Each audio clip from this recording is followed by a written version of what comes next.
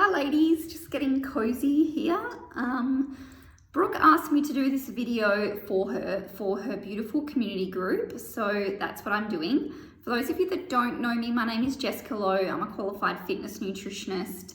I've been in the industry for about 5 years coaching women and men with their nutrition, in particular with body composition. However, I work a lot with mindset. So qualifications cover off a Cert 3 and 4 of fitness, a diploma of nutrition, and I've recently become a qualified neuro-linguistic programmer practitioner as well. So that's an NLP coach. So what that basically means is I know a lot about food, I know a lot about fitness, and I know a lot about mindset, but I'm really most passionate about making sure people are nourished to flourish, which sounds completely lame, but anyone that knows knows me knows how passionate I am about food and cooking and just how good food can make you feel. And Brooke really wanted me to come in here and film this video for you so you can go back and watch it when you need to listen to it in these really hard, tough times that we're all facing with our lives have been turned upside down. You know, it's just absolutely crazy that all of us have different routines and we're in different situations at home with our relationships, financially. No matter what your situation is, I think everyone's stressed and they're struggling, and that's when their nutrition actually becomes the most important thing in my eyes, of course, for people to make sure that you're keeping your body completely nourished and your immunity is absolutely strong. Because if you were to come across coronavirus and you had strong immunity, you are so much more likely to defend off the actual symptoms of coronavirus. Now, I'm not saying if you have a strong immune system, you won't catch coronavirus if you come in contact with it. It's a very strong bug, hence why we're in this situation. So if you do come in contact with the bacteria, you will catch it. That's why we're self-isolating. But if you have a really strong immune system, you're not going to get those severe symptoms. So if you look at the research, people that have autoimmune diseases and inflammatory diseases, such as, you know, type 2 diabetes or autoimmune diseases like Crohn's, fibromyalgia, anything that causes inflammation in the body, those people are the ones that are extremely suffering, getting very sick, and they're also dying. So it's really important that don't think that you've done the wrong thing with your nutrition all of your life and it's too late. You can absolutely start making a change today. So I want to talk to you about some really important things that you should, you know, be aware of at these times in our lives. And I also just want to talk about some tips on staying on track with your nutrition, and especially when we've got struggles in the shops with ingredients that we can't potentially get. So first, I just want to talk about the fact that all of us, most of us, are now stuck inside and we're working from home. And some of us are also working from home while we've got our children, they're homeschooling, or my situation, I've got a toddler who needs 24/7 attention. This can be really stressful, and we can also get extremely bored. Even though we're busy, we're bored because we're not mentally challenged. So this is when we can reach for poor food choices that make us feel good in that moment, but don't necessarily make us feel good forever. So it's really important to take note of that and make sure we're not boredom or emotionally eating. Now, my pointers to get away with not doing this is actually pre-thinking about your food before you go into the day. So what are you going to eat for breakfast, lunch and dinner? Know beforehand so you have the food and the ingredients ready and you don't get caught out. I also want you to think that snacking might become more frequent because we can reach for the pantry and the fridge, and we're not really busy in the normal rat race of life that keeps us so distracted from eating all the time. So that's when, you know, if you snack a lot, you might think, I'm not going to eat lunch because I've already snacked so much today. So you're thinking along the lines of, my calories are already high from my snacks, I don't need to eat lunch. Well, that's not actually true, because if you don't eat your lunch, you'll be missing out on important fiber and protein, which is absolutely essential to good gut health and keeping your metabolic rate at a really healthy state. It also keeps you in protein synthesis so you can continue to build lean muscle. So if you're someone that's struggling and you're eating more snacks, I just want you to know that you should still eat 3 meals a day, and they should be nourishing. If all else fails, you still want to get your nutrients in your system. Yes, if you go on an energy, not deficit's the word I normally use, but when you go and eat more energy, so more calories than you burn, which if you're doing less exercise at the moment, that's the case for a lot of people, you are going to gain a little bit of weight.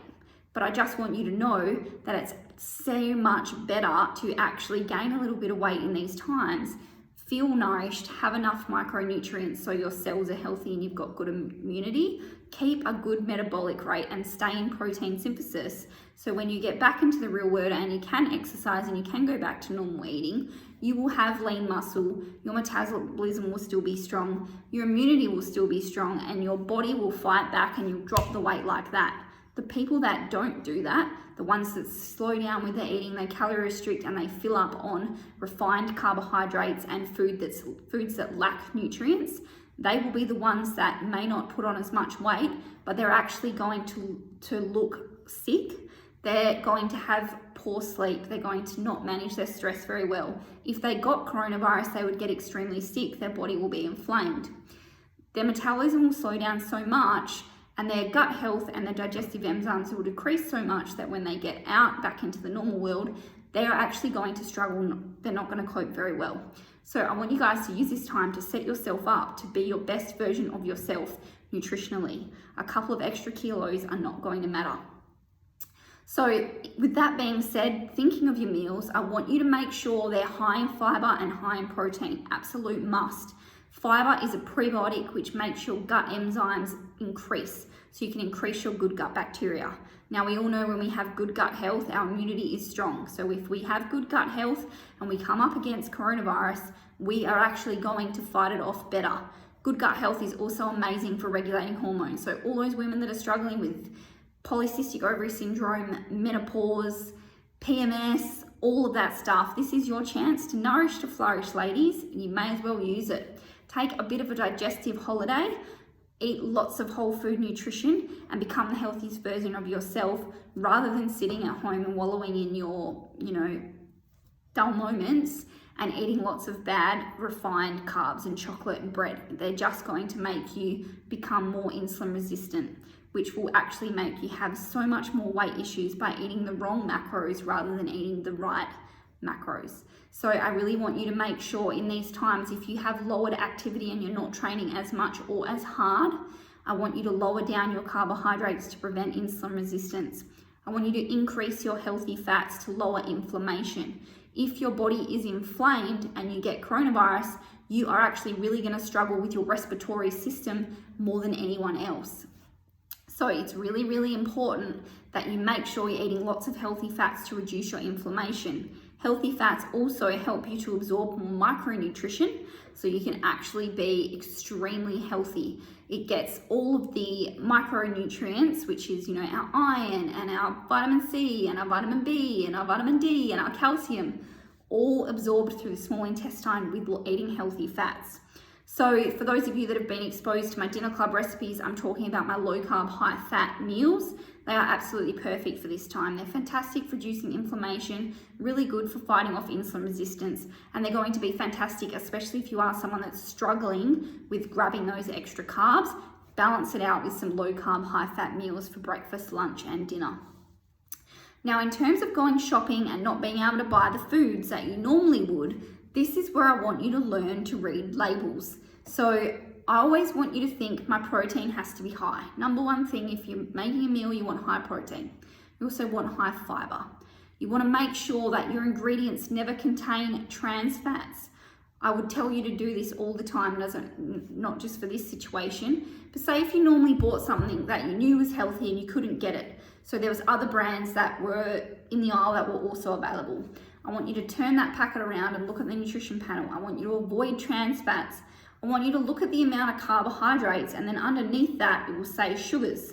Now, carbs carry sugar, but if you have something that's high in carbs and then the sugar content underneath is very close to the carbohydrate content, it means that it's a very high glucose product. So it's not low GI, it's high GI. So that means that your blood sugar levels spike easier and you store more sugar in your cells for energy for later. Not a good thing to do at times like this when we're sitting at home. So, for example, if you're someone that wants to eat pasta because it's readily available, avoid that and get things like pulse pasta and legume pastas that are high in protein and they're complex carbs rather than simple carbohydrates.